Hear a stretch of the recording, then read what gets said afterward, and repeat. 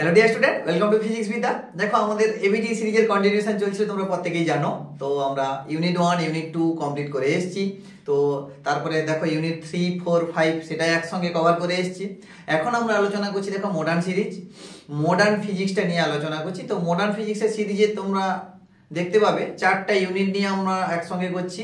যেমন ইউনিট 7 8 9 10 মানে up to তোমার কোয়ান্টাম মেকানিক্স থেকে শুরু করে তোমার হচ্ছে কমিউনিকেশন সিস্টেম শেষ অবধি। ওকে, তোমরা হয়তো অনেকে কমেন্ট করছো, বুঝতে পারছি তোমাদের খুব তাড়াতাড়ি ভিডিওগুলো দরকার। আমি চেষ্টা করছি, দেখো অনেকটা যতটা তাড়াতাড়ি সম্ভব আমি চেষ্টা করছি ভিডিও আপলোড করার। দেখো বারে বারে বলছি তোমাদেরকে, আমার কিছু করার থাকছে না। কারণটা হচ্ছে দেখো আমি একা, আমাকে সবকিছুই করতে হচ্ছে, তাই না? তো আমার নিজের পড়াশোনাও রয়েছে, এই সামনে আমার একটা এক্সাম রয়েছে, জানো তো। তো এক্সামের জন্য আমাকে একটু আধটু প্রিপারেশন নিতে হচ্ছে। তো বুঝতেই পারছো যে তোমাদের লেভেলের পড়া নয়, এটা একটু আপার লেভেলের পড়াশোনা। তো আমাকে একটু নিজে থেকে প্রিপারেশন নিতে হচ্ছে, এক্সাম রয়েছে আমার। তো তোমাদেরও এক্সাম রয়েছে, দেখো তোমাদের কষ্টটাও বুঝতে পারছি। তো আমি দেখো যতটা তাড়াতাড়ি পাচ্ছি তোমাদের জন্য ভিডিও রেডি করবো, কেমন? যতটা তাড়াতাড়ি পাচ্ছি আমি ভিডিও রেডি করছি। তো আমি কিন্তু মানে তো একদম বসে নেই, কিন্তু তোমরা ভাববে না যে স্যার একদম বসে গেলেন, ডিসকন্টিনিউটি হচ্ছে না, এরকম ভাবে নয় কিন্তু, জানো। দেখো আমাদের তো অফলাইন টিউশনও পড়াতে হয় না, দেখো ওই সমস্ত স্টুডেন্টদের খাতা কাটা, কোশ্চেন করা, তাই না? তো সেগুলোও রয়েছে। 11ও দেখো অনেকটা এগিয়ে এসছে। তারপরে তো আমাদের নিটের ব্যাচ রয়েছে, জয়েন্টের ব্যাচ রয়েছে। তো তাদেরও তো পরীক্ষা রয়েছে, নিটটাকে তো আন্ডার এস্টিমেট করলে হবে না, তাদেরও পরীক্ষা চলছে, তাদেরও খাতা কাটতে হচ্ছে, তাই না? তো দেখো এত কিছু যখন করতে হচ্ছে না, একটু সময় কম পাচ্ছি, তাই তোমাদের হয়তো ইরেগুলার একটু হচ্ছি। তো আমি চেষ্টা করছি যতটা সম্ভব। তোমরা হয়তো অনেকে কমেন্ট করছো, বুঝতে পারছি যে স্যার 25 তারিখ হয়ে গেল, আপনি তো বলেছিলেন 25 তারিখ এর মধ্যে শেষ করবেন। দেখো আমি সবসময় চাইবো তোমাদের যাতে কোনো ক্ষতি না হোক, কিন্তু দেখো কিছু রেস্ট্রিকশন থেকে যায়, জানো তো। আমি কিন্তু ক্লিয়ার করে কোনোদিন বলতে পারি না আমি 1 মাস পরে কেমন আমার সিচুয়েশন আসবে, তাই না? তো দেখো আমি চেষ্টা করেছি, তোমাদের জন্য যথেষ্ট চেষ্টা করছি এখনো, যে ভিডিওকে কন্টিনিউ রাখা, সব কিছুকে ওভারকাম করে দেখো সবকিছু আমি টেক আপ করার চেষ্টা করছি একসঙ্গে, তাই না? তো দেখো একটু সময় লাগছে। তো একদম চাপ নিও না, কেমন? তোমরা বেশি চাপ নিও না, সব ঠিকঠাক হবে, একদম চাপ নিও না। আর তারপর দেখো তোমরা টেলিগ্রাম চ্যানেলে তো 2টো কোশ্চেন পেয়েছো। তো কালকের মধ্যে তোমরা অনেকগুলো কোশ্চেন পেয়ে যাবে। কালকের মধ্যে তোমরা 2টো, সম্ভবত অপটিক্সটা বাকি রয়েছে, পার্ট টেস্টের অপটিক্সটা মানে শুধু বাকি। তো অপটিক্সের পরে দেখবে এবার ফুল টেস্ট সিরিজ শুরু হবে। আমি 4টা মতো ফুল টেস্ট সিরিজ নেব, ঠিক আছে? তো চাপ নেওয়ার দরকার নেই। দেখো তোমাদের ফেব্রুয়ারি মাসের তুমি 10 তারিখ পর্যন্ত কিন্তু তোমরা সাবজেক্টকে নিয়ে চর্চা করতে পারবে। তারপরে তার না হয় তোমাদের বাংলা রয়েছে, ইংরেজি রয়েছে, তারপরে সাবজেক্ট গোটাতে হবে। তো ওই এক্সামগুলো দাও, আমি কোশ্চেন প্রোভাইড করবো, ঠিক আছে? তোমরা অনেকে SMS করছো, বুঝতে পারছি যে স্যার কোশ্চেন দিন দেবো। আমি অবশ্যই দেবো, চাপ নেওয়ার দরকার নেই। দেখো রেডি হয়ে যাচ্ছে, তো একটু সময়ের জন্য মানে আমি দিতে পারছি না। তো আমি কালকের মধ্যেই তোমাদেরকে পাঠিয়ে দেবো কোশ্চেনগুলো, কেমন? আর একটা কথা বলবো, যারা তোমরা নিজেরা মনে করছো যে আমরা অনেকটাই কমপ্লিট, থিওরি অনেকটাই আমাদের কভার হয়ে গেছে, ঠিক আছে? তো অবশ্যই ভালো কথা, তোমরা অনেকটাই অ্যাডভান্স। তো তোমরা হয়তো মনে করছো যে তোমাদের থিওরিটা ভালো করে কভার হয়ে গেছে, তার মানে আমাদের প্রিপারেশন কমপ্লিট হয়ে গেছে। মোটেও নয়। তোমরা কিন্তু নিউমেরিক্যাল যা রয়েছে, নিউমেরিক্যালগুলো খুব সুন্দর করে করো। আরো আরো আরো আরো আরো প্র্যাকটিস করো, মানে এত প্র্যাকটিস করতে হবে তোমাকে, যাতে তোমার ওই কোশ্চেনটা তুমি দেখলে যেন সেকেন্ডের মধ্যে নেমে যায়, তোমার মানে মাথার মধ্যে ক্র্যাক করে যায়, যাতে যে ওই কোশ্চেনটা তো ও বাবা এই তো করেছি, 2বার প্র্যাকটিস করে নিয়েছি, একদম পরীক্ষা হলে একদম সুন্দর করে নেমে যাবে। ওকে, তো এইটা মাথায় রাখবে, নিউমেরিক্যাল গুলো ভালো করে প্র্যাকটিস করো, হ্যাঁ, বারবার র্যাপিড মারো। আর থিওরি তো তোমাদের হয়েই গেছে, বোঝা যাচ্ছে। এবার একটা কথা মাথায় রাখবে, তোমাকে নিউমেরিক্যাল গুলো পাবে কোথায়, তুমি মানে কোথা থেকেই তুমি কালেক্ট করবে বা নিউমেরিক্যাল এতগুলো করবে। দেখো তোমাদের দেখো বই রয়েছে, বইতে প্রবলেম সেট 1 সেট 2 তো তোমরা আগে থেকে করেই নিয়েছো, অথবা তোমাদের রয়েছে, তোমার এক্সাম্পলের কোশ্চেনগুলো রয়েছে, তো তোমরা সেগুলোতে ট্রাই করো। আরো একটা যেটা, এবিটিএ থেকে যত রকমের নিউমেরিক্যাল রয়েছে, এবিটিএ থেকে নিউমেরিক্যাল গুলোকে চিপিয়ে ফেলো, বারে বলছি। কিসের জন্য? দেখো এবিটিএ তে নিউমেরিক্যাল গুলো নতুন নিউমেরিক্যাল, মানে তোমাকে কিছু বাছাই করা নিউমেরিক্যাল দিয়েছেন স্যাররা, তাই না? তো এই রকম কোশ্চেন নিয়ে তোমার ফাইনালে হবে। আর এখানে দেখবে কিছু সেট ডিফিকাল্ট রয়েছে, কিছু সেট অবভিয়াসলি ইজি রয়েছে। তো সেই ডিফিকাল্ট সেটগুলোকেই তোমরা সিলেক্ট করে তোমরা কি করবে, সেখান থেকে নিউমেরিক্যাল করে যাও। তো থিওরি তো তোমাদের হয়েই গেছে, অসুবিধা নেই। তো নিউমেরিক্যালগুলোকে বেছে বেছে তুমি করো, তুমি দেখবে অনেক বেশি তুমি কমপ্লিট হয়ে যাবে, অনেক বেশি প্রিপেয়ার্ড হয়ে যাবে। ওকে, তো একদম বসে থেকো না এই ভেবে যে আমার প্রিপারেশন মোটামুটি হয়ে গেছে, এবার আমার আর না প্রিপারেশন নিলে হবে, মোটে নয়। নিউমেরিক্যাল যত বেশি করবে তত বেশি মানে তুমি শিখতে পারবে। আর একটা কথা হচ্ছে, একটা ম্যাথকে যখন তুমি 2বার 3বার প্র্যাকটিস করে নেবে, তখন কি হবে বলো তো, তোমার ওই কোয়েশ্চেনটা তুমি দেখার সঙ্গে সঙ্গে তোমার নেমে যাবে। ওকে, তো এইগুলো একটু মাথায় রেখো, চাপ নেওয়ার দরকার নেই, একটু রিল্যাক্স থাকো। আর আমি একটা কথা বারে বারে বলে দিচ্ছি, দেখো প্রথম থেকে বলে আসছি তোমাদের সঙ্গে থাকবো। তো তোমরা এই ভেবো না যে স্যার আমাদের মানে একটু টাইমের জন্য, দেখো হয়তো 2-1 দিন ইরেগুলার হয়েছি, তোমাদের পরীক্ষা এগিয়ে এসছে সেটাও আমরা জানি। তোমাদের মানে আমাদের তো অফলাইন স্টুডেন্ট রয়েছে, তাদেরও ফার্স্টেশন আমরা বুঝতে পারি, তোমাদেরও ডিপ্রেশন আমরা একটু বুঝতে পারি, ঠিক আছে? কিন্তু বেশি ডিপ্রেসড হয় না। আর বারে বারে বলছি, আমি অপটিক্স অবধি 5টা সেট অবধি আমি কিন্তু করাবো টেস্ট পেপার, ঠিক আছে? আমি টেস্ট পেপার করাবো, এই কমেন্টমেন্ট আমি করে রাখলাম, বারে বারে বলছি, প্রথম থেকেই বলে আসছি আমি। হয়তো তোমরা 5 তারিখের মধ্যেই পেয়ে যাবে টোটাল। ওকে, তো আমি চেষ্টা করছি, দেখো আমি সমস্ত কিছু কাজকর্ম একটু স্যাক্রিফাইস করে তোমাদের জন্য দেখো টাইম বের করাচ্ছি, মানে অনেকটা বের করানোর চেষ্টা করছি আরো, ঠিক আছে? তো ফিউচারে আরো বেশি মানে অবভিয়াসলি আমি বের করব। তো বুঝতে পারছি, তো তোমরা দেখো একদম পাজল হয়ো না, একটু বিশ্বাস রাখো। আর তোমরা বুঝতেই পারছো, মানে আমি অনেকটা একটু ডিফারেন্ট ওয়েতে তোমাদের করাচ্ছি। কেন, সমস্ত স্যারেরা বা মানে যিনারা ইউটিউব চ্যানেল তোমরা দেখছো, অন্যান্য চ্যানেল, তো তারা কি করছেন, পুরো সেটটাকে তোমাদেরকে বললো না একটা 2 ঘন্টার মধ্যে বুঝিয়ে দিচ্ছে, অথবা 2.5 ঘন্টার মধ্যে। কিন্তু পুরো সেটটা এরকম করলে কিন্তু তোমাদের জন্য কোনো রকমের লাভ হবে না। কেন, স্যাররা তাড়াতাড়ি বলে যাচ্ছেন এটা অ্যান্সার, এটার অ্যান্সার এটা, কিন্তু আমি কিন্তু এরকম করছি না। সেই অ্যান্সারের ফান্ডামেন্টাল থেকে এসছে, তার থিওরি আমি তোমাদেরকে বোঝানোর চেষ্টা করছি। তো একটু তো সময় লাগবে, একটু আমাকে টাইম তো তোমাকে দিতেই হবে। কেন, একটা কথা মাথায় রাখবে, যেখানে তুমি টাইম ইনভেস্ট করবে সেখানে কিন্তু মোর বেনিফিট পাবে। একটা কথা মাথায় রাখবে, সবসময় টাইম তুমি যাকে বেশি দেবে, যে কোনো কাজে তুমি দেখবে কোনো একটা কাজ করছো, তো সেই কাজটাকে তুমি যখন বেশি টাইম দেবে, তখন কি হবে বলো তো, তখন সেখান থেকে তুমি কি হবে, সেই কাজটা তোমার সুন্দর হবে, সেই কাজ থেকে তোমার ফিডব্যাক খুব সুন্দর আসবে, তাই না? তো একটু টাইম দাও। আর টাইম দেখো, ভিডিওটা লেন্দি বলে তোমরা হয়তো অনেকে দেখছো না, হয়তো বা যাই হোক অনেকের হয়ে গেছে তাই হয়তো দেখছো না, কিন্তু একটা কথা মাথায় রাখবো, এই ভিডিওগুলো তোমরা দেখার চেষ্টা করো। কেন আমি বারে বারে বলছি, এবিটি এটা এমন একটা সিরিজ, অনেক নতুন নতুন কোশ্চেন আসছে, আর এই রকম তোমার এইচএসে হবে এমনটা নয় যে এবিটি তোমাকে একটা ডিফারেন্ট একটা এইচএস এর কোশ্চেন ডিফারেন্ট মোটেও নয়, ঠিক আছে? এই রকমই কোশ্চেন হবে, ঠিক আছে? আর চাপ নেওয়ার দরকার নেই। আর কমনের কথা যদি ভাবো, দেখো অনেকের কিউরিসিটি যে এবিটি করলে কত নম্বরের কমন মানে আমরা পেতে পারি স্যার, বা আপনার যে কোশ্চেন পাঠাচ্ছেন তার টেস্ট যদি দিই তাহলে কত রকমের মানে কতটা কমন আসতে পারে। একদম ফার্স্ট বলছি, ফিজিক্স কোনো সায়েন্সের সাবজেক্টে সাজেশন হয় না ফার্স্ট, ওই জন্য দেখো তোমাদের আমি সাজেশন সিরিজ শুরু করিনি। কেন, সাজেশন দেওয়া মানে তোমাদেরকে কি বলা হচ্ছে, কিছু কোশ্চেনের মধ্যে তোমাকে কনফাইন করে রাখা। আমি এটা করতে চাই না, আর আমি আমার স্টুডেন্টকে কোনোদিন সাজেশন করে পড়াই না। ফার্স্ট একটা কথা মাথায় রাখবে, কোনোদিন সাজেশন করে আমি পড়াই না।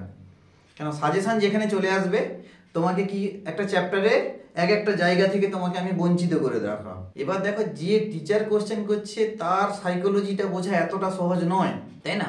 তো দেখবে সমস্ত কিছু করে গেলে তখন একটা ভালো মার্কস পাবে। আরে দেখো, এমনি অর্ডিনারি নাম্বার নিয়ে কি হবে বলো তো? 70 নম্বরের মধ্যে তুমি 30 নম্বর পেতে চাইছো, 35 নম্বর পেতে চাইছো, তো সেগুলোতে দেখো মোটামুটি তোমার এই যে রকমগুলো করিয়েছি, তো সেগুলো করে যাও, এবিটি করে যাও, তো পেয়ে যাবে, এইরকম নাম্বার পেয়ে যাবে, চাপ নেওয়ার দরকার নেই। প্রত্যেককে বলছি, মডার্ন ফিজিক্সটা তোমাদের জন্য কেন ইম্পর্টেন্ট। দেখো, মডার্ন ফিজিক্সের উপরে 21 মার্কস রয়েছে, বারে বারে বলছি। তো মডার্ন ফিজিক্সটা টু মাচ ইম্পর্টেন্ট তোমাদের জন্য। মডার্ন ফিজিক্স যদি না করে যাও তাহলে কিন্তু তোমাদের কপালে খুবই দুঃখ আছে। তো এভারেজ স্টুডেন্ট থেকে আমি যদি ভালো স্টুডেন্টের কথা বলি, মডার্ন ফিজিক্সটা তোমাদের জন্য মোস্ট ইম্পর্টেন্ট, বারে বারে বলছি। ওকে, তো তোমরা মডার্ন ফিজিক্সকে একদম ইগনোর করো না। তোমরা দেখো, ম্যাগনেটিজম কারোর কঠিন লাগতে পারে, ইলেকট্রোস্ট্যাটিক্স কঠিন লাগতে পারে, কারেন্ট ইলেকট্রিসিটি কঠিন লাগতে পারে, বাট মডার্ন ফিজিক্স দেখো সবার সহজ লাগে।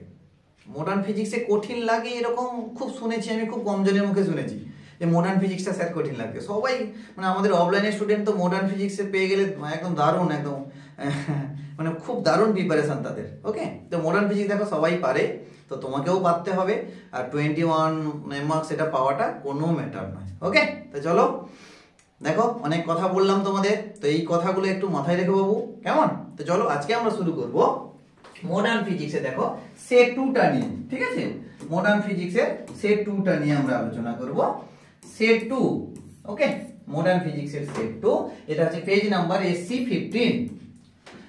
আচ্ছা, বুঝতেই পারছো যে এখানে 4টা ইউনিট রয়েছে, 7, 7, 8, 9, 10। ওকে, এই 4টা ইউনিট নিয়েই কিন্তু আমাদের এই ভিডিওগুলো হচ্ছে। আমি পার্ট 1 পার্ট 2 তে ভাগ করে দিচ্ছি। ওকে, তো তোমরা প্রত্যেকে মোটামুটি একটু দেখার চেষ্টা করবে আর এগুলো দেখবে। আমি বারে বারে বলছি যে মডার্ন ফিজিক্সটা খুবই ইম্পর্টেন্ট। ঠিক আছে, তো দেখো মডার্ন ফিজিক্সটা যদি তোমার হাত থেকে বেরিয়ে যায় তাহলে কিন্তু অনেক বিপদে পড়তে পারো। ওকে, চলো। আর বুঝতেই পারছো যারা যারা চ্যানেলে নতুন, তোমরা চ্যানেলটিকে একটু সাপোর্ট করো আর সাবস্ক্রাইব করে রেখো। ঠিক আছে, কেন দেখো পরে তোমরা অনেক বেশি মোর বেনিফিট হবে। আমি শুধুমাত্র এই 11, 12 পড়াই না, জয়েন্ট নিট রয়েছে, ব্যাচ রয়েছে জয়েন্ট নিটের। তো এর পরে পরে দেখো তোমাদের শুধু এইচএসটা চলে গেলে, এইচএস এর জন্য তো আমি বিশেষ করে নিটটাকে নিয়ে বেশি ভিডিও আনতে পারছি না। এর পরে পরে তোমরা নিটের ভিডিও পেয়ে যাবে, যেই তো তোমাদের রয়েছে যে এর ভিডিও তোমরা পেয়ে যাবে। কেমন? তো যারা যারা ফিউচারে তোমরা এই ফিজিক্সের বিভিন্ন এক্সাম তোমরা দেবে, এই চ্যানেল থেকে তোমরা পাবে। ঠিক আছে, তো চলো যারা যারা নতুন চ্যানেলটিকে সাবস্ক্রাইব করে রাখবে। ওকে, চলো তাহলে দেখো আমি অ্যাজ ইউজুয়াল প্রত্যেকদিন যেরকম বলি আজকেও দেখো বলে দিচ্ছি। এখানে কত নম্বরের কোশ্চেন হয়? মডার্ন ফিজিক্সের টোটাল নাম্বার হচ্ছে কত? টোটালটা হচ্ছে 21 মার্কস। এমসিকিউ কটা থাকে বাবু? এমসিকিউ থাকে 4টা, 4 into 1। এসএকিউ কটা থাকে? একটাই এসএকিউ থাকে। কেমন? তারপরে হচ্ছে 2 মার্কসের কোশ্চেন কটা থাকে? 2 মার্কসের কোশ্চেন থাকে 2টো, 4 নাম্বার। আর হচ্ছে 3 মার্কসের কোশ্চেন থাকে 3 নম্বরের কোশ্চেন কটা থাকে? এইখানে 4টা কোশ্চেন থাকে 3 নম্বরের। বুঝতে পারলে? এইখানে কিন্তু অনেক নাম্বার, হিউজ মার্কস রয়েছে কিন্তু দেখো। ঠিক আছে, তাহলে টোটালকে তুমি অ্যাড করে রাখো, 21 হবে। ঠিক আছে, 21 মার্কস ফিজিক্সে মোর ইম্পর্টেন্ট। বারে বারে বলছি, যারা এমনি নরমালি পাস করতে চাইছো বা যারা মোটামুটি ভালো রেজাল্ট করতে চাইছো, মডার্ন ফিজিক্সটাকে খুব ভালো করে পড়বে। ঠিক আছে, চলো নেক্সট দেখো। তাহলে এইটা মাথায় রাখবে। দিয়ে এবার দেখো আমরা ফার্স্ট যাচ্ছি। তো চলো আমাদের দেখো ফার্স্ট কোশ্চেন কি দেখো, সেকশন 1 এমসিকিউ তে কি দিয়েছে আমাকে? সেকশন 1 এমসিকিউ তে কি দিয়েছে আমি একটু দেখে নিই। কি বলছে বলতো? প্রোটনের ডি ব্রগলি তরঙ্গদৈর্ঘ্যের 0.25% পরিবর্তন হলে ভরবেগের পরিবর্তন হয় পি নট। ভরবেগের চেঞ্জটা হচ্ছে পি নট, মাথায় রাখবে। তারপরে বলছে প্রাথমিক ভরবেগ কত ছিল? প্রাথমিক ভরবেগ ছিল কত? মানে তোমাকে এই 4টা অপশনের মধ্যে কোনটা দেখতে হবে, হ্যাঁ কি না? দেখো আমরা কি জানি, ভরবেগের পরিবর্তন বা ভরবেগের সঙ্গে ডি ব্রগলি তরঙ্গদৈর্ঘ্য। প্রথমে তোমাকে কি মাথায় আনতে হবে? De Broglie wavelength. তাহলে ডি ব্রগলি কি বলেছিলাম? যে আমরা একটা তরঙ্গের তরঙ্গদৈর্ঘ্য সমান কত না, প্ল্যাঙ্ক কনস্ট্যান্ট বাই মোমেন্টাম, ভরবেগ, যেটাকে আমরা পি দ্বারা রিপ্রেজেন্ট করছি, ভরবেগ। বেশ, তাহলে এখানে দেখো, এখানে ল্যামডার পরিবর্তন আর পির পরিবর্তন আমাকে বের করতে হবে। দেখো ফার্স্ট করবো কি, দেখো এই কোশ্চেনটা দেখো অনেকে অনেক রকম ওয়েতে করবে আমরা জানি, কিন্তু কিছু দেখো এমসিকিউ তো না, তোমাকে আমি দেখো একটু ভাঙাচ্ছি, আমি কিন্তু অনেকটা তোমার ট্রিকে করাচ্ছি না। কেন? তোমরা এইচএস স্টুডেন্ট, ট্রিক শিখবে কখন? যখন কম্পিটিটিভ এক্সামে দিতে যাবে। তো এইখানে দেখো একটা কথা মাথায় রাখবে তোমরা, যে এইখানে শর্ট ট্রিকে যাচ্ছি না, তোমাদেরকে ভেঙে ভেঙে দেখাচ্ছি। কেন? তোমরা যাতে তোমাদের মতন করে সহজ করে নাও। ঠিক আছে, তো ওই জন্য দেখো আমি ভেঙে ভেঙে করছি। অনেকে অনেক প্রসিডিওর জানো, ঠিক আছে, আমি আমার যে প্রসিডিওরে যেটা একটু ইজি হয় সেটাই তোমাদের শেখাচ্ছি। তাহলে ল্যামডা ইকুয়াল দেখো h/p। দেখো আমরা বলতে পারি ল্যামডা 1 মানে p1 বলতে পারি। আচ্ছা, ল্যামডা 2 সমান কত বলতে পারি? h/p2। মানে এটা হচ্ছে দ্বিতীয় ক্ষেত্রে। প্রথম ক্ষেত্রে হচ্ছে ল্যামডা 1 = h/, দেখো এইটা তো প্ল্যাঙ্ক কনস্ট্যান্ট। তোমরা হয়তো বলবে h স্যার 1 2 হলো না কেন? h তো প্ল্যাঙ্ক কনস্ট্যান্ট, প্ল্যাঙ্ক কনস্ট্যান্ট তো অলওয়েজ কনস্ট্যান্ট, তাই না? তাহলে দেখো ল্যামডা 1 ল্যামডা 2 পেয়ে গেলাম। এরপরে আমরা আসবো কি, দেখো আমাকে কি বলেছে? তরঙ্গ দৈর্ঘ্যের পার্সেন্টেজ পরিবর্তন কত। দেখো পার্সেন্টেজ কত হয় তরঙ্গ দৈর্ঘ্য? দেখো ল্যামডা 2 বাই ল্যামডা 1 -1 ইন্টু 100%, এইটাকে আমরা পার্সেন্টেজ হিসেবে চিনি। এইটাই হচ্ছে তরঙ্গ দৈর্ঘ্যের কত পার্সেন্টেজ চেঞ্জ, পরিবর্তন। ওকে, বৃদ্ধি হ্রাস সেটা আমরা পরে আসছি, এখানে দেখো পরিবর্তন বলেছি। ওকে, তো এইটা আমাকে বের করতে হয়। তো এটা সমান কি, এটা ইকুয়াল টু তোমাকে কত বলেছে 0.2%, সরি 0.25%। এইটা তোমাকে বলে দিয়েছে 0.25%। ওকে, এইটা তোমাকে বলে দিয়েছে 0.25%। গুড। এবার দেখো এই দিকের পার্টটা কত হবে আমি বের করতে পারবো। চলে আসো, দেখো h তো কনস্ট্যান্ট, তাহলে λ2 এর সঙ্গে p2 টা কেমন, ইনভার্সলি প্রপোর্শনাল। তাহলে λ2 বাই λ1 কি আছে, তাহলে আমরা বলতে পারি দেখো p1 বাই p2 হবে। এটা কি এর সঙ্গে ব্যস্ত সম্পর্ক দাও, λ2 বাই λ1 সমান কত, p1 by p2 minus 1 into কত গো 100%। ওকে, বেশ। এবার এটা সমান কত না 0.25%। ওকে, দেখো পার্সেন্টেজ কেটে যাবে, তোমরা জানো পার্সেন্টেজ কেটে যাবে। তো এবার আমরা আসবো কি p1 বাই p2 নাকি। আচ্ছা, আমাকে কি বলেছে, ভরবেগের পরিবর্তন বলেছে p0, মাথায় রাখবে ভরবেগের চেঞ্জ। বাস, চলে এসো, দেখো আমরা বলতে পারি p1 মাইনাস p2 বাই কত p2, এটা ইনটু তাহলে কত 100% না, সমান কত 0.25%। ওকে, চলো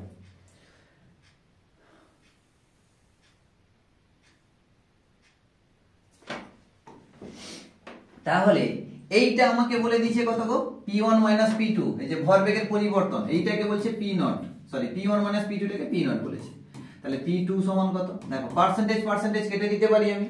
তাহলে এইটা সমান কত হবে না 100 টাকে ভাগ করে দাও, তাহলে 0.25 বাই হচ্ছে 100। তার মানে আমরা বলতে পারি 0.25 টাকে 1/4 আমরা বলতে পারি না, এটাকে 1/4 বলতে পারি, তাহলে 1/400 বলতে পারি আমি। ওকে, তাহলে আমরা p2 সমান কত, তাহলে এখান থেকে দেখো p2 সমান কত লিখতে পারি। দেখো তাহলে p2 সমান আমরা লিখতে পারি কিনা বলো তো, 400 ইনটু p0 লিখতে পারি কি গো, এই তো p2 টা 400 এর দিকে প্রোডাক্ট হয়ে গেছে, বাস। তাহলে p2 = 400 p0। এবার তোমাকে বলেছে কি প্রাথমিক ভরবেগ কত ছিল, প্রাথমিক ভরবেগ কত p1 নাকি, বাস। এটা সমান আমরা কত জানি, p1 মাইনাস p2 সমান হচ্ছে p0, কি ছিল। আচ্ছা, এটাকে এরকম লিখতে পারি p0 প্লাস p2 বলতে পারি। কেন, p1 মাইনাস p2 সমান p0, ভরবেগের পরিবর্তন ছিল p0, বাস। তাহলে চলে এসো, এবার আমরা কি বলতে পারি গো p, তাহলে p0 প্লাস p2 টা কত গেছে, p2 টা কত গো 400 p0, তার মানে হলো কত গো বাবা। ওকে, তাহলে হচ্ছে 401 p0। ওকে, তাহলে আমার ফাইনালটা কত হলো 401, এই যে অপশন সি। ওকে, তাহলে অপশন সি হচ্ছে দেখো 401 p0, তাই না, 401 p0, তার মানে এটা হচ্ছে অপশন সি হবে। Clear, p plus 400। ওকে, তাহলে 401 p0। ক্লিয়ার, চলো দেখো ইজি এই কোশ্চেনগুলো, দেখো কঠিন নয় কিন্তু এরকম তুমি একটু ডিডাকশন করে রাখবে। কেন, এটা শুধু যে 1 নম্বরের কোশ্চেন হয় তা না, এটাকে 2 নম্বরের কোশ্চেন তোমাকে দিয়ে দিবে, 3 নম্বরের কোশ্চেনও দিয়ে দিতে পারে। 3 নম্বর দেবে না, 2 নম্বর কোশ্চেনই দেবে। ওকে, চলো নেক্সট, এবার কি বলছে দেখো। আচ্ছা, লিথিয়াম আয়নের ভৌম স্তর থেকে একটি ইলেকট্রন বের করতে ন্যূনতম কত শক্তি লাগে। আচ্ছা, ভেরি গুড। আচ্ছা, তাহলে তোমরা অ্যাটমিক ফিজিক্সে পড়ে এসছো, হাইড্রোজেন অ্যাটম পড়েছো না, হাইড্রোজেন অ্যাটম নিয়ে অনেক কিছু আলোচনা করেছো। ক্লাস 11 এ তোমরা কেমিস্ট্রিতে পড়েছো অ্যাটম চ্যাপ্টারটা, আর আমাদের ক্লাস 12 এও তোমরা অ্যাটমিক ফিজিক্স যেটা আছে সেটা তোমরা পড়লে, তাই তো। আগে এনার্জি ফর্মুলাটা মুখস্থ রাখতে হবে। এনার্জি ফর্মুলা কি ছিল বাবু, En সমান কত, মানে n তম অরবিটে মাইনাস 13.6 একটা হাইড্রোজেন অ্যাটমের ক্ষেত্রে বাই n স্কয়ার, এটা হাইড্রোজেন অ্যাটমের ক্ষেত্রে। কিন্তু যখন জেড, দেখো এখানে কি বলছে লিথিয়াম, জেড চেঞ্জ হচ্ছে মানে পারমাণবিক ক্রমাঙ্ক প্রোটন নাম্বার চেঞ্জ হচ্ছে। তাহলে উপরে কি ছিল, জেড স্কয়ার ছিল, নাকি না, ভ্যালু বসাও। তাহলে এখানে কত, আচ্ছা ভ্যালু, তাহলে মাইনাস 13.6 ইন্টু কত হবে গো? আচ্ছা আচ্ছা, ভৌম স্তর মানে 1, ভৌম স্তর মানে তো 1 বলেই দিয়েছে। তাহলে জেড হচ্ছে লিথিয়ামের কত? লিথিয়ামের 3 হয় তো না, তাহলে 3 এর স্কয়ার 9 হয়ে যাচ্ছে, তাই না? তাহলে হবে কত? 13.6 ইনটু 9 কত? 13.6 গুণিতক 9 122.4, হ্যাঁ 122.4। এটা কি ইলেকট্রন ভোল্ট ইভি ইউনিটে, তাহলে এটা হচ্ছে কত? Electron volt. তাহলে সামনে মাইনাস হবে, তাহলে এই এনার্জি নিয়ে একটা ইলেকট্রন বসেছে গ্রাউন্ড স্টেটে, এই এনার্জি নিয়ে একটা ইলেকট্রন বসেছে কার? লিথিয়ামের। এবার দেখো এখানে দেখো লিথিয়াম প্লাস প্লাস দিয়ে দিয়েছে, কিচ্ছু যায় আসে না, কেন? এখানে প্লাস প্লাস দিয়ে দিয়েছে মানে কি দুটো ইলেকট্রন পালিয়ে গেছে, বাট এখানে তো ইলেকট্রন নাম্বার উপর ডিপেন্ডই করছে না। এখানে কি হচ্ছে? এখানে কি হচ্ছে? জেড এর উপর ডিপেন্ড করছে, তাই তো? জেড এর উপর আর কক্ষপথ সংখ্যা, এটা হচ্ছে প্রিন্সিপাল কোয়ান্টাম নাম্বার উপর ডিপেন্ড করছে। বাস এখানে ভ্যালু বসিয়ে দিয়েছি, কাজ। এবার তোমাকে এখানে পাজল করার জন্য দিয়েছে, তোমার যদি এখানে শুধু লিথিয়ামও বলতো কোনো চেঞ্জ হতো না, সেম অ্যান্সার। ওকে বেশ, এবার তাহলে কি বললাম? এই এনার্জি নিয়ে ইলেকট্রনটা গ্রাউন্ড স্টেটে বসে আছে, এবার তাকে রিলিজ করতে হলে কি করতে হবে? এই তো এই নেগেটিভ এনার্জি নিয়ে সে বসছে, এই অ্যামাউন্ট পজিটিভ এনার্জি দিতে হবে, দিলে তো ইলেকট্রন বলবে আমি পালিয়ে যাবো, ফ্রি হয়ে গেল তখন, হ্যাঁ কি না? মানে সাপোজ তোমার ঘরে, তাই তো, তোমার ঘরে রেস্ট্রিকশন আছে, তোমার বাবা মা তোমাকে বাইরে বেরোতে দেয় না, একটা নির্দিষ্ট শক্তি নিয়ে তোমাকে টেনে রেখেছে ঘরে, হ্যাঁ কি না?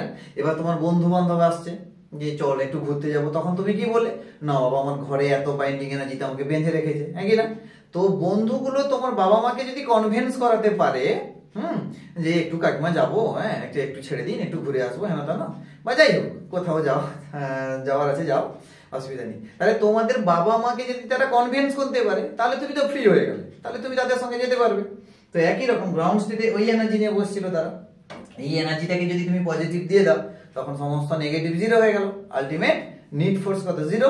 বাস, তার মানে ইলেকট্রন ফ্রি হয়ে যাবে। ইলেকট্রন যে ন্যূনতম কত শক্তি দরকার একটা ইলেকট্রনকে বের করতে হলে, তাহলে ইলেকট্রনকে বের করানোর জন্য পজিটিভ এই এনার্জি দিতে হবে। তাহলে দেখো পজিটিভ 122.4 ইলেকট্রন ভোল্ট। ওকে বাস, তাহলে এখানে হচ্ছে অপশন ডি।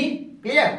নেক্সট কি বলছে দেখা, এখানে একটা সার্কিট দিয়েছে। ওকে, এখানে একটা সার্কিট দিয়েছে, দিয়ে বলছে প্রদর্শিত বর্তনীতে প্রবাহ মাত্রা আই এর মান কত। আচ্ছা, সার্কিটটা আমি ভালো করে এঁকে দিচ্ছি আরো।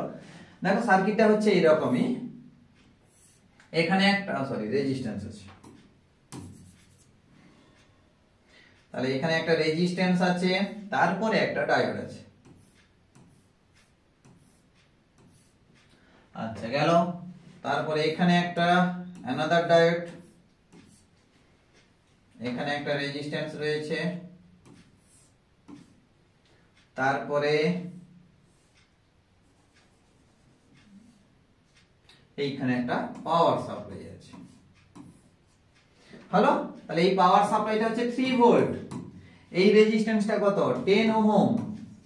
এটা একটা ডায়োড, এটা হচ্ছে 40 ওহম, এটা হচ্ছে 20 ওহম। ঠিক আছে, তাহলে দেখো দুটো ডায়োড দিয়ে দিয়েছে না, যে কারেন্ট ফ্লো করাচ্ছে। দেখো স্বাভাবিক কথা, ব্যাটারি পজিটিভ সাইড থেকে নেগেটিভ সাইডের দিকে কারেন্ট ফ্লো করবে, তো নাকি? বেশ, ব্যাটারির পজিটিভ সাইড থেকে নেগেটিভ সাইড দিকে কারেন্ট ফ্লো করবে, এই বরাবর কারেন্ট যাচ্ছে। ওকে নেক্সট কি হবে এখানে? দেখো বলছে বর্তনীতে আই এর মান কত, এখানে আই তোমাকে কাউন্ট করতে বলছে, আই তোমাকে কাউন্ট করতে বলছে। ক্লিয়ার? দেখো এখানে একটা ব্যাটারি রয়েছে। আচ্ছা আমরা জানি, দেখো ব্যাটারি যেটা বড় দণ্ড থাকে তাকে কি বলি? প্লাস, আর যেটা নেগেটিভ থাকে মানে যেটা ছোট থাকে তাকে নেগেটিভ বলি। বেশ, তাহলে কারেন্টের ডাইরেকশন কোন দিকে হবে? প্লাস এদিকে। আচ্ছা, দুটো ডায়োড আছে না, তুমি দেখতেই পাচ্ছ পিএন জাংশন ডায়োড আছে, তাহলে এই প্লাসটা এই ডায়োডের এখানে পড়লো। আচ্ছা, ডায়োডের এইটাকে আমরা জানি পি, এটাকে জানি এন, আমরা প্রত্যেকেই জানি। আবার নেগেটিভ কি কোথায় পড়লো? এখানে পড়ছে। তাহলে এই ডায়োডটা কি হবে? ফরওয়ার্ড বায়াস, মানে ডায়োডটা অ্যাক্টিভ আছে, মানে ডায়োডের থ্রু দিয়ে কারেন্ট বেরিয়ে যাবে। ক্লিয়ার? নেক্সট এবার দেখো এই কারেন্টটা তো এইদিকেও যেতে পারছে, কেন? এখানে তো দুটো রাস্তা, এখানে এসে কারেন্ট একদিকে এটা ভাগ হলো, আবার কিছু কারেন্ট এদিকে যাবে। যখন তারা দেখলো, দেখো এই প্লাসটা, এই প্লাস ক্যারি করছে, প্লাস ক্যারি করছে, এখানে প্লাস পড়লো, আবার দেখো এখানে minus minus minus minus carry করছে, মাইনাস পড়লো। তাহলে একটা ডায়োড আমরা কি জানি? এটা এন, এটা পি। এই ডায়োডটা দেখো রিভার্স বায়াসে, পি তে মাইনাস পড়েছে, এন এ প্লাস পড়েছে, তাই না? এই ডায়োডটা কি রিভার্স বায়াসে আছে। রিভার্স বায়াসে থাকলে কি হবে? একটা ডায়োডের মধ্য দিয়ে কোনো রকম কারেন্ট পাস করতে পারে না, তারা ইনফাইনাইট রেজিস্ট্যান্সের মতো লাইক বিহেভ করে, হ্যাঁ কিনা? যার ফলে এর মধ্য দিয়ে যখন কোনো কারেন্ট যাচ্ছে না, তাহলে এই রাস্তায় মধ্য দিয়ে কোনো রকম কারেন্ট যাবে না। যেহেতু দেখলো এখানে রাস্তা জ্যাম, তাহলে তুমি থোড়ি না এই পথ দিয়ে যাবে না তো, তাহলে কি এই পথ দিয়ে তুমি যাবে না, তাহলে সমস্ত কারেন্ট এর পথ দিয়ে মানে এই দিক দিয়ে যাবে, এই ডাইরেক্টর তোমার থ্রু দিয়ে। ক্লিয়ার? তাহলে বর্তমান এই সার্কিটের কোনো মূল্য নেই, এই সার্কিটটা কোনো মূল্য নেই, কেন এই রাস্তা দিয়ে কারেন্ট যাচ্ছেই না, এই রাস্তা দিয়ে কারেন্ট যাচ্ছে না। তাহলে আমার এতটুকু বর্তমান সার্কিট, এই যে প্লাস এলো কারেন্ট এরকম এবার ঘুরতে থাকলো, ঠিক আছে, প্লাস থেকে মাইনাসের দিকে ঘুরতে থাকলো, কেন এটাকে অ্যালাউ করছে কারেন্টকে যেতে। ওকে, চলো, তাহলে বর্তমান আমার সার্কিট তাহলে কি হচ্ছে, তাহলে 40 ওহম এবং 10 ওহম কেমন আছে, স্বাভাবিক কথা, সিরিজে আছে। তো দেখো এটা প্লাস থেকে তো মানে শুরু হয়েছে, আবার মাইনাসে গিয়ে শেষ হচ্ছে, তার মাঝে তো দুটো পড়ছে নাকি, ব্যাস। তাহলে এখানে 40 ওহম এন্ড কত গো 10 ওহম আর ইন সিরিজে আছে। তাহলে এদের ইকুইভ্যালেন্ট রেজিস্ট্যান্স কত, আর ইকুইভ্যালেন্ট তাহলে কত হবে 40 প্লাস 10 মানে 50 ওহম হয়ে গেল, হ্যাঁ কি না, 50 ওহম গেল। ক্লিয়ার? এবার আমরা কি বলবো, ব্যাটারির ভোল্টেজ কত 3 ভোল্ট, তাহলে আই কত হবে, তাহলে আই কারেন্ট কত থ্রু হবে, ওই ডাইরেক্টর থ্রু দিয়ে ভি বাই আর ইকুইভ্যালেন্ট, তাহলে ভি এর মান হচ্ছে 3, রোধের মান হচ্ছে 50, হয়ে গেল কত এটাই। ওকে, তাহলে আই এর মান কত হলো, আই এর মান হলো 3/50 ওহম। কোথায় আছে, এখানে দেখো 3/50, অপশন সি তে রয়েছে 3/50, কত 3/50। ক্লিয়ার? বাস এত ওহম কি গো, এই কারেন্ট অ্যাম্পিয়ার সরি একদম। ওকে, কারেন্ট বের করছি না, তাহলে একটা অ্যাম্পিয়ার হয়ে যাবে, বাস দ্যাটস ইট নাকি।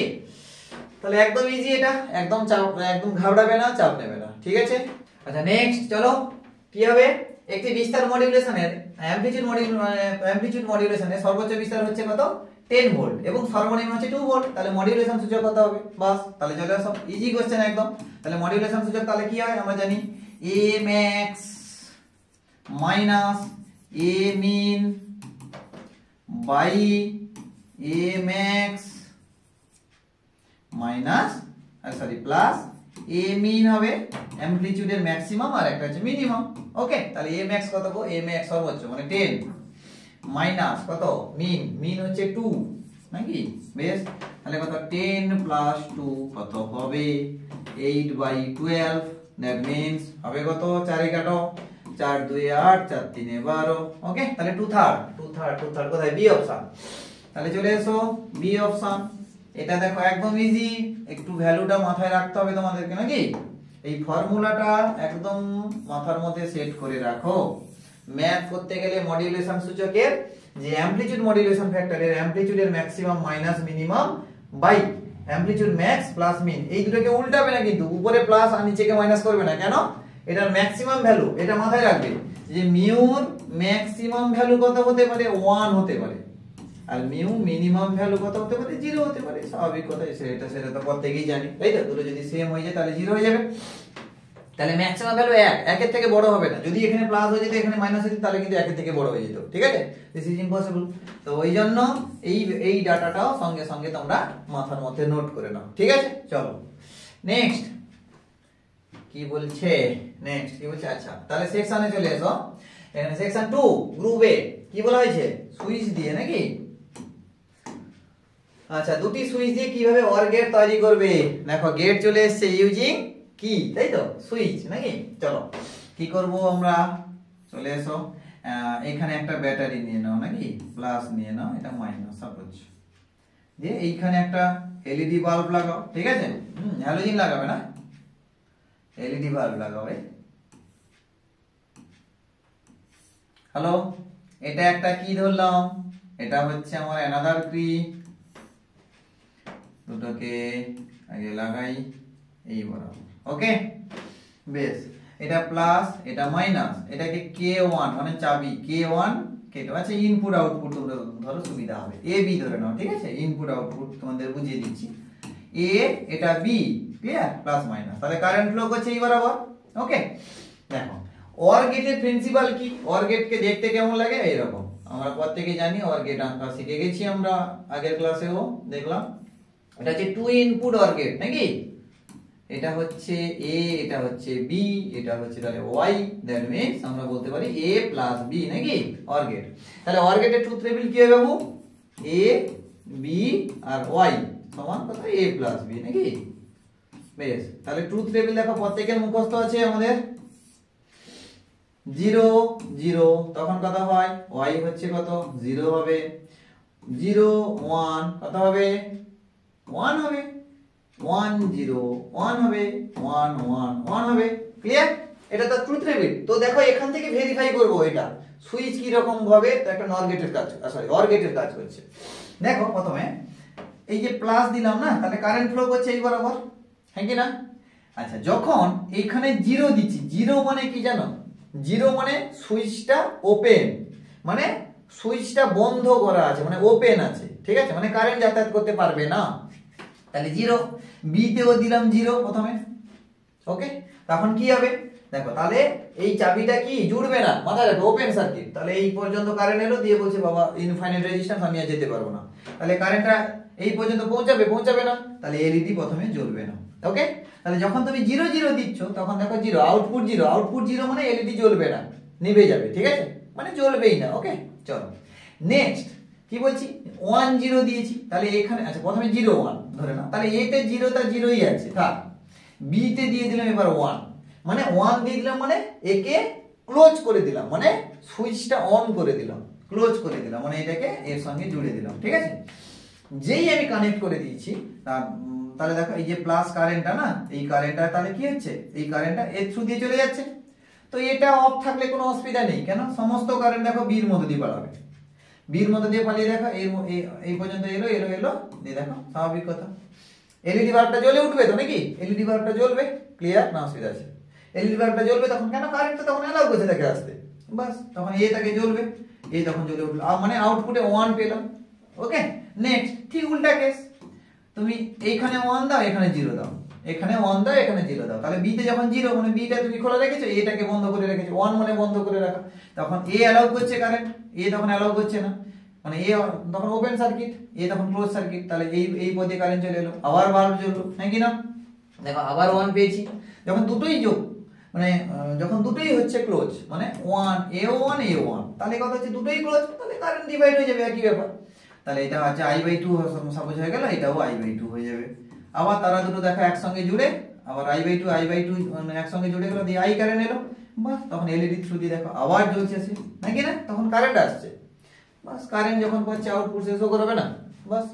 তো এটাই হচ্ছে ফ্যাক্টর, ঠিক আছে। তাহলে দুটো সুইচকে আমরা ইউজ করে অর গেটও বানাতে পারি একটা, ক্লিয়ার। চলো নেক্সট এসে কিউ গেল, এরপরে আমরা আসবো দেখো গ্রুপ বি হচ্ছে 2 মার্কসের কোশ্চেন, ঠিক আছে, মার্কস 2। কি রয়েছে এখানে দেখো, নিউক্লিয়াসের বন্ধন শক্তি এবং ভর ত্রুটির মধ্যে সম্পর্ক প্রতিষ্ঠা করা, খুব ইম্পর্টেন্ট, তাই না? দেখো প্রথমে আমরা ভর ত্রুটি বলতে কি বুঝবো সেইটা একটু জেনে নিই, তাই তো। দেখো ভর বিচ্যুতি মানে কি, মানে দুটো ভরের মধ্যে পার্থক্য, এইটুকু তোমরা বুঝতে পারছো। বিচ্যুতি মানে কোনো একটা ভ্যালু থেকে ডিফ্লেক্টেড হবে নাকি, সাপোজ তুমি একটা রাস্তায় যাচ্ছ, মানে একটা স্ট্রেট লাইন বরাবর তুমি যাচ্ছ, সেখান থেকে কতটা বাঁকলে, দিস ইজ তোমার হচ্ছে ডেভিয়েশন, তাই তো, হ্যাঁ। বা তোমাকে বলা হচ্ছে অ্যাঙ্গেল অফ ডেভিয়েশন, তো বিভিন্ন রকম থাকে, তুমি যদি অ্যাঙ্গেল বরাবর শিফট করো তাহলে অ্যাঙ্গেল অফ ডেভিয়েশন হবে, না হলে তোমার হচ্ছে এমনি তোমার লিনিয়ার ডেভিয়েশন হবে, ওকে। নেক্সট এবার আমরা আসবো মাস ডেভিয়েশন বলতে কি বুঝি, তাই না। দেখো কোনো জিনিস, তোমাকে একটা খুব ভালো এক্সাম্পল দিচ্ছি, তো মাথার মধ্যে সেট করে রাখো। দেখো আমরা যখন মার্কেটে যখন না আলু কিনতে যাই, সাপোজ তোমাকে তো মানে তোমাদের বাবা মা বললেন যে যাতো বাবু একটু হয়তো 10 কেজি আলু নিয়ে আয় তো, ঘরে অনুষ্ঠান হচ্ছে তো নিয়ে আয় তো। তখন তুমি কি করবে বলো তো, একসঙ্গে 10 কেজি আলু নেবে না, বুঝলে, কোনো দোকান থেকে একসঙ্গে 10 কেজি আলু নেবে না। কারণটা, একসঙ্গে যদি তুমি 10 কেজি আলু নিয়ে নাও, তখন কি বলবো বলো তো, তোমাকে একটুখানে তোমাকে একটু বেশি দেয়, দোকানি তোমাকে একটু বেশি দেবে, মানে হয়তো 10.5 কেজি দেবে। তুমি যে বুদ্ধিমান, সে কি করবে বলো তো, যে আমাকে 2 কেজি করে দাও, 2 কেজি দিলাম, সেখান থেকে একটু বেশি পেলে, আবার 2 কেজি না একটু বেশি পেলে, আবার 2 কেজি না একটু বেশি পেলে, এরকম করতে করতে যখন 5 বার নেবে, তো আলটিমেটলি তোমার দেখবে 11 কেজি হয়তো আলু হয়েই গেছে, ঠিক আছে। তো একসঙ্গে নিতে গেলে মাসটা একটু কম হয়, বাট ছোট ছোট ছোট ছোট স্টেপে যদি তুমি ভেঙে ভেঙে নাও তাহলে একটু ওজনটা বেশি হয়ে যায়, তাই না? বেশ, তো সবসময় একটু এটা করবে না, দোকানে বুঝে নিলে ঠেঙাবে। ওকে, চলো। একই রকম ভাবে একটা নিউক্লিয়াসের ক্ষেত্রে ঠিক একই ঘটনা হয়। একটা নিউক্লিয়াসকে দেখো আমরা কি করি, এটাকে জেড আর এটাকে এ, এটা হচ্ছে কি পারমাণবিক ক্রমাঙ্ক বা প্রোটন নাম্বার, এটা হচ্ছে কি ভর সংখ্যা, মাথায় রাখবে ভর সংখ্যা, এটা হচ্ছে পারমাণবিক ক্রমাঙ্ক বা প্রোটন নাম্বার, এটা হচ্ছে ভর সংখ্যা। ক্লিয়ার? বেশ, এই ভর সংখ্যার মধ্যে কে কে রয়েছে? P plus N, proton plus neutron রয়েছে, হ্যাঁ কি না? আচ্ছা, এখানে প্রোটন সংখ্যা মানে জেড সংখ্যা, পি ইকুয়াল টু আমরা আবার জেড বলতে পারি, কেন প্রোটন সংখ্যা যেটা সেটাই তো পারমাণবিক ক্রমাঙ্ক। ওকে, বেশ, তাহলে এই নিউক্লিয়াসের মাস কত? এই নিউক্লিয়াসের টোটাল মাস, মোট ভর যদি আমরা বলি যে এই এর মোট ভরটা আমরা যদি বলে দিই এরকম ক্যাপিটাল এম দিয়ে ব্র্যাকেটের মধ্যে তোমরা এ কমা জেড দিয়ে দিতে পারো। এটা হচ্ছে তুমি যখন একটা নিউক্লিয়াসকে পুরোটা ওজন করবে, পুরোটার মাস হচ্ছে এইটা, হ্যাঁ কি না?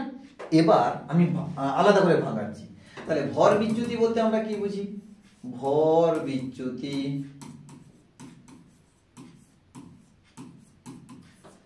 Delta M. ওকে, ডেল্টা এম, তাহলে কি হবে না, দেখো এই যে ভরটা কার কার, নিউক্লিয়াসের মধ্যে কে কে রয়েছে, টোটাল অ্যাটমের মধ্যে কে কে রয়েছে, তাহলে দেখো ইলেকট্রন, সরি নিউক্লিয়াসের মধ্যে কে কে রয়েছে? প্রোটন আর নিউট্রন, তাই তো? তো প্রোটন আর নিউট্রনের টোটাল মাস হলে যা হওয়া উচিত, তো এটাও তো একই হওয়া উচিত, হ্যাঁ কি না বলো? আমি তো প্রোটন আর নিউট্রন নিয়েই তো তৈরি হয়।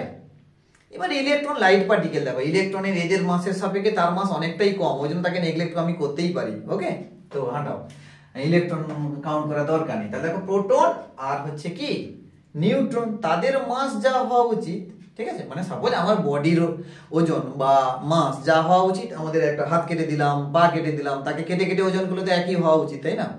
কিন্তু হয় না, এদের মধ্যে ডিফ্লেকশন চলে আসে, এদের মধ্যে ডেভিয়েশন চলে আসে। ঠিক আছে, দেখবে যে আমি যদি আলাদা আলাদা করে প্রোটনকে মেজারমেন্ট করি, আলাদা আলাদা করে যদি নিউট্রনকে আমি যদি মেজারমেন্ট করি, তাদের যে সাম হয় না আর টোটাল মাসের থেকে একটু ডিফারেন্ট হয়ে যাচ্ছে। ঠিক আছে, তো তখন সেই ডিফারেন্টটাকেই বলছি ভর বিচ্যুতি।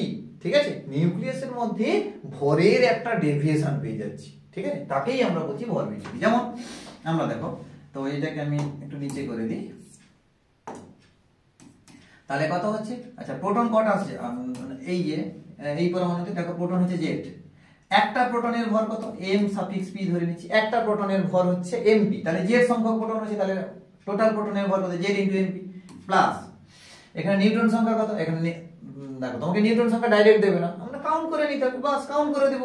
তাহলে এন সমান এখানে কি হবে? এ মাইনাস জেড, ভর সংখ্যা থেকে প্রোটন সংখ্যা বাদ দিয়ে দিলে বাকিটা যেটা পড়েছে সেটাই তো নিউট্রন, তাই না? তাহলে জেড মাইনাস কত, সরি এ মাইনাস জেড, এ মাইনাস জেড, ঠিক আছে? তাহলে এ মাইনাস জেড ইনটু তাহলে কত? এম এ একটা নিউট্রনের ভর, ঠিক আছে? এইটা হচ্ছে তুমি ইন্ডিভিজুয়াল তাদেরকে মাপলে, সেখান থেকে তোমাকে কি করতে হবে গো? তাদের মোট ভর তোমাকে বলে দিয়েছি যে এম, এইটাকে যদি তুমি বাদ দাও, মোট ভরকে তুমি যদি বাদ দাও, তবে এই যে ডিফারেন্সটা আমরা পাই তাকে বলছে ভর বিচ্যুতি। ক্লিয়ার? মাথায় রাখবে কিন্তু। ওকে, বেশ। এবার বাইন্ডিং এনার্জি কি বলেছে? বন্ধন শক্তি। দেখো বাইন্ডিং এনার্জি ই সাফিক্স বি দিয়ে দাও, বাইন্ডিং এনার্জি মানে বন্ধন শক্তি, মানে কি নিউক্লিয়াসের ভেতরে প্রোটন এবং নিউট্রনকে যে শক্তির দ্বারা তাকে আবদ্ধ করে রাখা হয় তাকেই আমরা বলছি বাইন্ডিং এনার্জি। ওকে, বেশ। তো এদের সঙ্গে কেমন সম্পর্ক? সেই দেখো আইনস্টাইনের রিলেটিভিটি ফর্মুলা, একটা ফেমাস ফর্মুলা তোমরা জানো, E = mc², ঠিক একই ঘটনা এখানে পড়বে। তো বাইন্ডিং এনার্জি সমান কত হবে জানো? ডেল্টা এম, যে ভর বিচ্যুতি ইনটু শূন্য মাধ্যমে আলোর বেগের স্কয়ার, সিটা হচ্ছে light speed in free space, মাথায় রাখবে, যার ভ্যালু কত প্রত্যেকেই জানি, 3 × 10⁸ মিটার পার সেকেন্ড অথবা 10 সেন্টিমিটার পার সেকেন্ড, যেটা তোমার ইচ্ছা। ওকে, তাহলে এটা হচ্ছে বাইন্ডিং এনার্জি মানে বন্ধন শক্তি, এটা হচ্ছে বন্ধন শক্তি, ঠিক আছে, আর এটা হচ্ছে ভর বিচ্যুতি। বেশ, তাহলে এখানে ভ্যালু বসিয়ে দিতে পারি আমরা, তাহলে ভ্যালুটা বসিয়ে দাও, তাহলে কত Z of MP plus A minus Z of M suffix N minus M suffix A Z third bracket শেষ সি স্কয়ার। ঠিক আছে, এটাই হচ্ছে তোমার কি বাইন্ডিং এনার্জির সঙ্গে ভর বিচ্যুতির সম্পর্ক, বাইন্ডিং এনার্জির সঙ্গে ভর বিচ্যুতির রিলেশন। ঠিক আছে, binding energy and mass deflection তাদের মধ্যে রিলেশন। ঠিক আছে, খুব ইম্পর্টেন্ট একটা রিলেশন, বারে বারে বলছি খুব ইম্পর্টেন্ট কোশ্চেন এটা। ঠিক আছে, এটা স্টার মার্কিং করে রাখতে পারো, খুব দারুণ কোশ্চেন। ওকে, তো দেখো এইগুলো কিছু নেই, ইজি, একদম ইজি। ওকে, একদম সিম্পল। তো এইগুলো কিন্তু মাথায় থাকে না অনেক সময়, কিন্তু মাথার মধ্যে রাখবে। ওকে, চলো নেক্সট। আচ্ছা, কি বলেছে গো, সম্প্রচারিত তথ্য সংকেতের ক্ষেত্রে অপসর বলতে কি বোঝো, মানে নয়েজ, তাই তো? নয়েজ প্রত্যেকেই জানি নয়েজ মানে কি, নাকি? হ্যাঁ, অনেকে তোমরা বলেছো স্যার আপনার ভিডিওতে প্রচুর নয়েজ আসছে, কিন্তু কিছু করার নেই বাবু, জানো এখন কিছু করার নেই। ভিডিওতে নয়েজ এলেও এখন মডিফাই করতে পারছি না, কারণটা হচ্ছে সেটআপ তো, নতুন রুম তো, একটু সেটআপের সমস্যা আছে। তো আমি পরে রিকভারি করে নেবো, কেমন? তো ওই নয়েজটাই এখানে। নয়েজ বলতে কি, দেখো একটা যখন মডিউলেশন করা হয় না, একটা মডিউলেশন করলাম বলতে আমরা কি বুঝি? মডিউলেশন করলাম মানে যে একটা সিগন্যালকে আমরা কি করলাম, একটা ক্যারিয়ার ওয়েভের সঙ্গে বসিয়ে দিলাম, মানে বাহক তরঙ্গের উপরে বসিয়ে দিয়েছি, তো সে প্রপাগেট করছে। এবার শুধু সেই নয়েজ মানে সেই যে মানে সিগন্যালটা, সেই ইনফরমেশনটা না গিয়ে তার সঙ্গে আরো এক্সট্রা কিছু ওয়েভ চলে যায়, আরো এক্সট্রা কিছু ওয়েভ, হ্যাঁ, বিভিন্ন রকম সিগন্যাল তার সঙ্গে সঙ্গে কিছুটা চলে যায়, যার ফলে কি হয়, মূল শব্দের থেকে আরো আমরা এক্সট্রা কিছু আওয়াজ শুনতে পাই, তাকে আমরা বলছি নয়েজ, বা এই যে তোমরা বাংলাতে বলে অপস্বর। ঠিক আছে, তো যেটা মূল সুরের মধ্যে ছিল না, বিভিন্ন জায়গা থেকে চলে আসতে পারে, অথবা মূল সুরের মধ্যে যখন তাকে দেওয়া হচ্ছে তখনই সেখানে তোমার ইয়ে থাকতে পারে, ফেলিওর থেকে যেতে পারে। ওকে, তো দেখো আমি এখানে ডেফিনেশনটা মানে খুব সুন্দর করে সাজানো আছে, ওই জন্য তোমাদের দেখো ইমেজ আকারে আমরা দিয়ে দিচ্ছি, আমি একবার পড়িয়ে দিচ্ছি, তোমরা একটু এটা কপি করে নেবে। ঠিক আছে, তো নয়েজ হলো এমন একটি অবাঞ্ছিত সংকেত যা কোনো যোগাযোগ ব্যবস্থার সম্প্রচার এবং তথ্য সংযোগের বা বিয়োজনের, যখন আমি তাকে অ্যাড করছি অথবা তাকে যখন ডিভাইড করছি, মানে তাকে ইয়ে করে নিচ্ছি, বিয়োজন করে নিচ্ছি, মানে তাকে বের করে নিচ্ছি সিগন্যালটাকে, বা বিশ্লেষণের সময় সিস্টেমের ভেতরে কিংবা বাইরে থেকে এসে সংকেতের উপর প্রভাব বিস্তার করে একটা সাউন্ড, যেটা হচ্ছে মূল যে ইয়েটা রয়েছে, সংকেত সিগন্যালটা রয়েছে, তার উপরে প্রভাব বিস্তার করবে। ঠিক আছে, তো এটি স্বাভাবিকভাবেই তৈরি, হ্যাঁ, যদিচ্ছ নাকি, আচ্ছা র্যান্ডম, বাবা বাংলাটা দেখো, যাই হোক একটু দেখবে তোমরা, র্যান্ডম, হ্যাঁ, এবং অনির্দেশ্য, তাই তো? আনপ্রেডিক্টেবল, মানে এটা আনপ্রেডিক্টেবল ভাবেই চলে আসছে। ঠিক আছে, একটা তড়িৎ সংকেত মানে যেটা আমরা চাইছিলাম না, আনপ্রেডিক্টেবল এবং র্যান্ডম ভাবে চলে আসে। ওকে, তো এইটাই হচ্ছে কি তোমার অপস্বর বা নয়েজ আমরা বলতে, তোমাকে শুধু অপস্বরও না দিয়ে তোমাকে বলে দিতে পারে যে নয়েজ কি। ঠিক আছে, তো তখন তোমরা এই ডেফিনেশনটা ভালো করে একটু লিখে দিয়ে আসবে। ঠিক আছে, তো বুঝতে পারলে আশা করছি। দেখো কিছু কথার মধ্যে অনেকটা নয়েজ চলে আসতে পারে, বিভিন্ন রকম বাইরা সিস্টেম বা আবার অন্ধা সিস্টেমের উপরে চলে আসে, তো সেই সমস্ত কন্ডিশনে আমরা কি হবে যে ওই আর কি, ঠিক আছে, তো আনএক্সপেক্টেড ভাবে চলে আসে। ঠিক আছে, ওই জন্য আনপ্রেডিক্টেবল বলেছে। দেখো আনপ্রেডিক্টেবল ভাবেই চলে আসছে, আর র্যান্ডম ভাবে তুমি হয়তো এক্ষুনি আসছে, আবার তুমি বলে যে না আর আসবে না, বলতে পারবে না, আবার কিছুক্ষণের পরে হয়তো চলে আসতে পারে। ওকে, তো এইটা হচ্ছে আমাদের ফর্মুলা। এটা দেখো 2 নাম্বার দিয়েছে, দেখো মানে খুব সুন্দর করে সাজানো আছে, 2 মার্কসের জন্যই পুরো রেডি করা আছে। কেমন? চলো নেক্সট। আচ্ছা, এবার আমরা আলোচনা করব, দেখো গ্রুপ সি মানে কত নম্বরের কোশ্চেন? 3 নম্বর। ঠিক আছে, কটা কোশ্চেন? 4টা আছে, তাই না? তো খুব ইম্পর্টেন্ট, বারে বারে বলছি, খুব ইম্পর্টেন্ট। তো 3 নম্বরের কোশ্চেন এখানে 4টা রয়েছে, তোমাকে লিড করার এইখানেই হচ্ছে জায়গা। ওকে, চলো কি হবে, প্রথমে কি বলছে দেখো, আলোক তড়িৎ ক্রিয়া সংক্রান্ত আইনস্টাইনের সমীকরণটি প্রতিষ্ঠা করো। আলোক তড়িৎ প্রবাহ মাত্রা বনাম তরঙ্গ বিভবে লেখচিত্র অঙ্কন করো নির্দিষ্ট প্রাবল্যের আলোর ক্ষেত্রে। ওকে, ঠিক আছে, 4 দিন। আচ্ছা, একদম সহজ কোশ্চেন, খুব ভালো কোশ্চেন এটা, ঠিক আছে, একদম পুরো স্টার মার্কিং করে রাখো।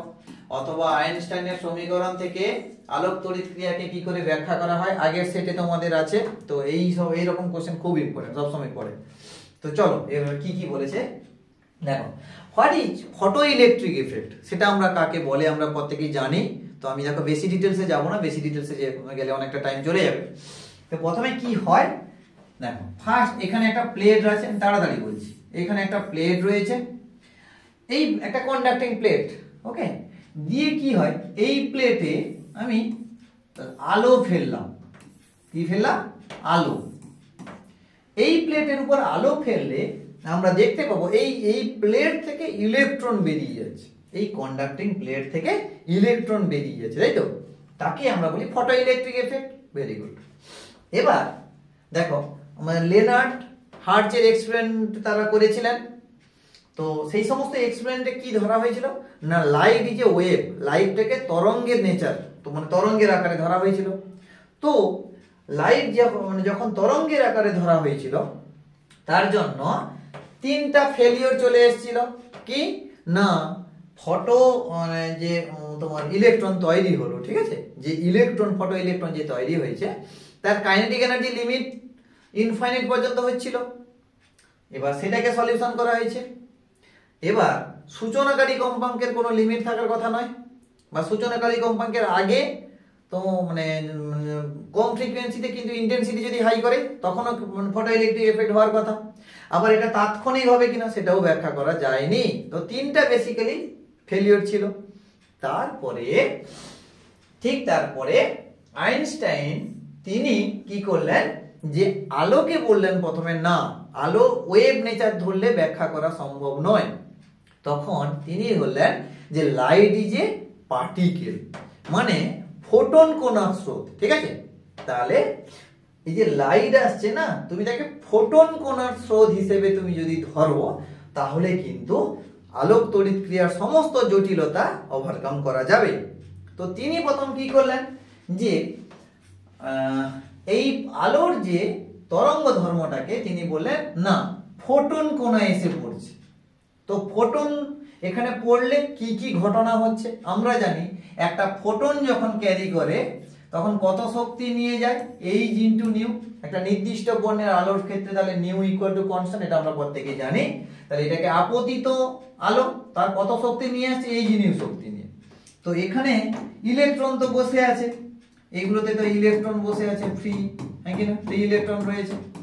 তো যেই এখানে ফোটন দেখো এসে পড়লো, হ্যাঁ কি না, এসে পড়লো, তো তখন কি হবে, ইলেকট্রন তার আউটার সেল, দেখো একটা কোনো একটা সাবস্টেন্সের বা কোনো একটা অ্যাটমের দেখো আউটার সেলে ইলেকট্রন থাকবে, তারা বেশি এক্সাইটেড বাইরে বেরিয়ে যাওয়ার জন্য। ঠিক আছে, এরকম যে ফোটন যে এই শক্তিটা নিয়ে এলো না, ফোটন যে এই শক্তিটা নিয়ে এলো, এই শক্তিটা এ দুভাবে ব্যবহার করবে ইলেকট্রন। কেমন দেখো, প্রথমে কি হবে, এই যে ইলেকট্রন প্রথমে কিন্তু পুরো ফ্রি হবে না।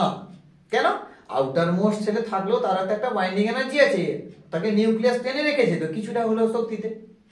তো এই ফোটনকে প্রথম কি করতে হবে না, এই প্লেটের উপরে পড়ে আগে ইলেকট্রনকে যে শক্তিতে আটকে রেখেছে নিউক্লিয়াস, সেই শক্তিকে ওভারকাম করাতে হবে।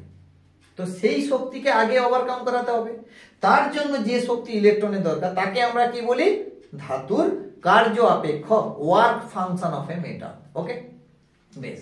তাহলে তুমি ওই শক্তিটা যখন দিল, ওয়ার্ক ফাংশন আগে ফার্স্ট তোমাকে দিতেই হবে, দিলে ইলেকট্রন ফ্রি হবে। এবার তুমি যদি আরো বেশি শক্তি দাও তাকে, তখন কি হবে, যে ইলেকট্রন ফ্রি হয়েছিল, তারপরে বাকি শক্তিটা নিয়ে সে মুভমেন্ট করা শুরু করবে, হ্যাঁ কি না। যে ফোটন যে শক্তি নিয়ে এলো, দেখো এবার সমীকরণের দিকে চলে আসো। ফোটন যে শক্তি নিয়ে এলো, তাহলে কত শক্তি নিয়ে এলো, এই জিনিস শক্তি নিয়ে এসছে ফোটন, এই শক্তি নিয়ে পড়লো মেটালে। এই শক্তি দুরকম ভাবে ব্যবহার হবে। কি না, একটা হচ্ছে ধাতুর কার্য অপেক্ষকের জন্য ডব্লিউ নট, হ্যাঁ কি না, এই শক্তি তো তোমাকে দিতেই হবে, দিলে ইলেকট্রন ফ্রি হবে জাস্ট, তখনও কিন্তু মুভমেন্ট করবে না। বাকি শক্তিটা যদি অবশিষ্ট শক্তি থাকে বা তার থেকে যদি তুমি বেশি শক্তি দাও, তবে সে অবশিষ্ট শক্তিটাকে নিয়ে গতি শক্তিতে মুভমেন্ট করবে। তখন তার একটা মুভমেন্ট করবে, তাই তো, আই ম্যাক্স। কেন? বাকি শক্তিটাতে সেটা সর্বসাকুল্য দিয়ে চেষ্টা করবে বেরিয়ে যেতে। ওকে, বেশ। তাহলে আপতিত ফোটনের শক্তিকে দুই রকম ভাবে ব্যবহার করা হলো। এই ডব্লিউ নটটাকে আমরা কি বললাম? কার্য অপেক্ষক, ওয়ার্ক ফাংশন আমরা বলতে পারলাম, ওয়ার্ক ফাংশন। ওকে, কার্য অপেক্ষক। আর ই ম্যাক্সটা কি বলছি? ইলেকট্রনের মানে কাইনেটিক এনার্জি। ঠিক আছে, কাইনেটিক এনার্জি অফ ইলেকট্রন আর কি, ইলেকট্রনের কাইনেটিক এনার্জি। ঠিক আছে, ওকে, মানে গতি শক্তি ইলেকট্রন। বেশ, তাহলে আমরা বলতে পারি ই ম্যাক্স সমান কত? আমরা বলতে পারি H new minus W not. Okay, clear? বেশ, আবার আমরা কি দেখো কি বলতে পারি? এইটাকে ই ম্যাক্স এর ভ্যালু আমরা ই ভি নট জানি, এটাকে আমরা স্টপিং পোটেনশিয়াল বা নিবৃত্তি বিভব বলতে পারি।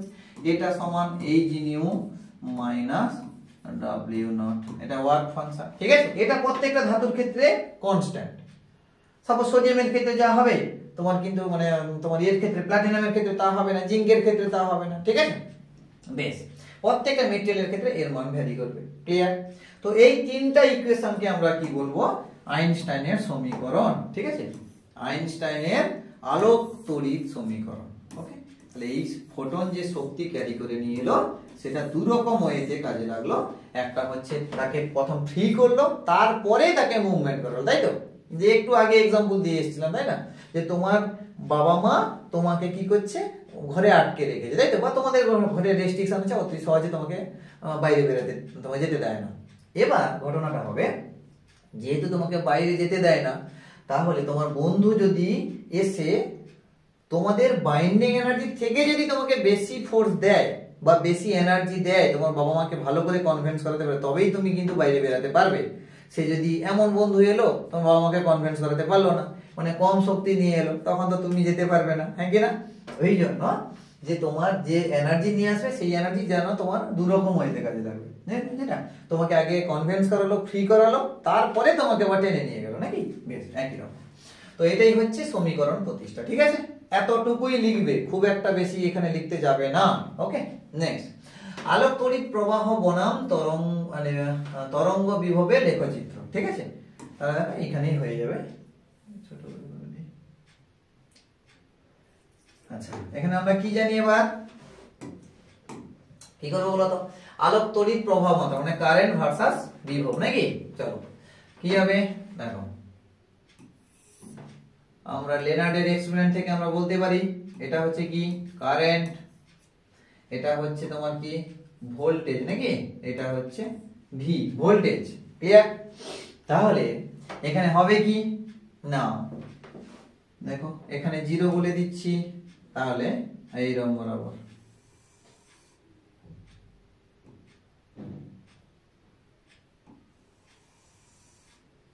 ওকে, তাহলে দেখো আমি আমি তোমার দুটো গ্রাফ ধরলাম, দুটো গ্রাফ। এটাকে ধরে নিচ্ছি আমি কত, এখানে প্রাবল্য বা তীব্রতা, এখানে হচ্ছে তীব্রতা বেশি, এটাতে একটু বেশি, নাকি?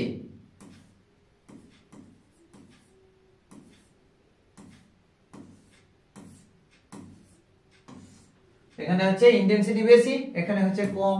ঠিক আছে, তুমি একটা আঁকবে, যে কোনো একটা আঁকলেই হবে বাবু, হ্যাঁ, যে কোনো একটা আঁকলেই হবে। সাপোজ এটাকে কারেন্ট I1 ধরে নাও, এটাকে I2 ধরে নাও, বুঝতেই পারছো I1 গ্রেটার দেন I2। ওকে, বাস, এইটা হচ্ছে V ভার্সাস I লেখচিত্র। তবে এই ভোল্টেজটাকে আমরা বলবো কি, এইখানে এই ভোল্টেজটাকে আমরা বলবো কি, এইটাকে বলছি নিবৃত্তি বিভব, স্টপিং ভোল্টেজ। তাহলে এদিকে হচ্ছে দেখো নেগেটিভ, ভি তো এখানে 0, এদিকে গেছে ভির মান হচ্ছে পজিটিভ, এদিকে দেখো ভির মান নেগেটিভ। ঠিক আছে, তাহলে সেই অ্যানোড প্লেটের উপরে আমরা এমন একটা নেগেটিভ ভোল্টেজ দেব যাতে ইলেকট্রনে ক্যাথোড থেকে যেতে না পারে। তো এমন একটা স্পেসিফিক বলতে হবে, ভোল্টেজ যখন 0, কারেন্ট কিন্তু 0 হয়নি। দেখো ভোল্টেজ কমাচ্ছি মানে নেগেটিভ ভোল্টেজ বাড়াচ্ছি, নেগেটিভ ভোল্টেজ বাড়াতে বাড়াতে এমন একটা ভোল্টেজ দিলাম, দেখো ইলেকট্রন আর যেতে পারছে না, তার মানে ইলেকট্রন যদি মুভ না করে কারেন্ট 0। ঠিক আছে, এইটাকে আমরা স্টপিং ভোল্টেজ বা স্টপিং পোটেনশিয়াল বলি। ওকে, চলো, তো এইটাই হচ্ছে গ্রাফ আর এটা হচ্ছে ব্যাখ্যা। ক্লিয়ার? নেক্সট, আচ্ছা এবার চলো, আচ্ছা তখন দেখো অরের কোশ্চেন এইটে নাকি, আচ্ছা